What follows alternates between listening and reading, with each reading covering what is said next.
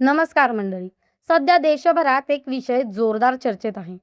तो म्हणजे E20 ethanol मिश्रित पेट्रोल आणि यावर टीका करणाऱ्या 4 कंटेंट क्रिएटर्स विरोधात दाखल झालेलं एफ-आय-आर. एका बाजूला केंद्र सरकार आणि केंद्रीय रस्ते वाहतूक मंत्री नितीन गडकरी इथेनॉल धोरणाचे फायदे सांगत होते, तर दुसऱ्या बाजूला काही कंटेंट क्रिएटर्स यांनी या इंधनामुळे वाहनांचे इंजिन खराब होत असल्याचं, मायलेज कमी होत असल्याचं आणि नागरिकांची दिशाभूल होत असल्याचा दावा करणारे व्हिडिओ सोशल मीडियावर व्हायरल केले. मात्र या व्हिडिओनंतर आता थेट एफ-आय-आर दाखल झाल्याचे, अभिव्यक्ती स्वातंत्र्य, माहितीची सातत्य आणि सोशल मीडियावरील जबाबदारी या तिन्ही मुद्द्यांवर मोठी चर्चा सुरू आहे. पण नेमकं घडलं काय? एफ-आय-आर कोणी दाखल केली?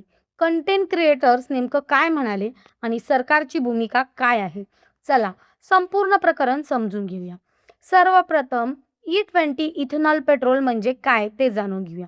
E20 म्हणजे पेट्रोलमध्ये 20% एथिनॉल आणि 80% पेट्रोल यांचे मिश्रण. एथिनॉल हा ऊस, मका आणि इतर कृषी उत्पादनांपासून तयार होणारं जैव इंधन प्रकार आहे. केंद्र सरकारने हे धोरण राबवण्यामागे काही महत्त्वाचे कारण सांगितले होते. भारताचे आयात होणाऱ्या कच्च्या तेलावरील अवलंबितता कमी करणे, परकीय चलनाची बचत करणे, शेतकऱ्यांना अतिरिक्त उत्पन्नाचा स्रोत उपलब्ध करून देणे आणि वाहनांमध्ये होणारे कार्बन उत्सर्जन कमी करून पर्यावरण संरक्षणाला चालना देणे, हे त्यामागील प्रमुख उद्देश असल्याचं सांगण्यात आले आहे. याच कारणांमुळे नितीन गडकरी यांनी अनेक कार्यक्रमांमध्ये इथेनॉल मिश्रित इंधनांचे समर्थन केले असून भविष्यात जैव इंधनाचा वापर वाढवण्यावर भर दिला आहे. मात्र या धोरणांवर काही वाहन तज्ज्ञ, मेकॅनिक आणि कंटेंट क्रिएटर्स यांनी प्रश्न उपस्थित केले आहेत.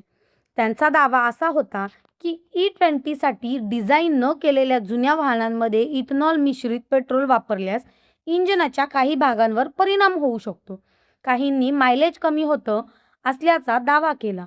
अनेकांनी स्वतःचे अनुभव आणि चाचण्या सांगणारे व्हिडिओ सोशल मीडियावर अपलोड केले आणि हे व्हिडिओ लाखो लोकांपर्यंत पोहोचले. याच व्हिडिओवरून आता वाद निर्माण झाला आहे. मिळालेल्या माहितीनुसार 4 कंटेंट क्रिएटर्स विरोधात एफ-आय-आर दाखल करण्यात आला. आरोप असा आहे की त्यांनी वैज्ञानिक किंवा अधिकृत पुराव्याशिवाय चुकीची माहिती पसरवणं, नागरिकांमध्ये भीती आणि गैरसमज निर्माण केला. तक्रारीत असा दावा करण्यात आला आहे की या व्हिडिओमुळे सरकारच्या इथेनॉल धोरणांबाबत चुकीचे संदेश गेला आणि लोकांमध्ये संभ्रम निर्माण झाला. दुसरीकडे संबंधित कंटेंट क्रिएटर्स यांचे समर्थक वेगळाच मुद्दा मांडत आहेत. त्यांचे म्हणणे आहे की वाहनांबाबत स्वतःचे अनुभव, निरीक्षण किंवा प्रश्न मांडणे हा अभिव्यक्ती स्वातंत्र्याचा भाग आहे.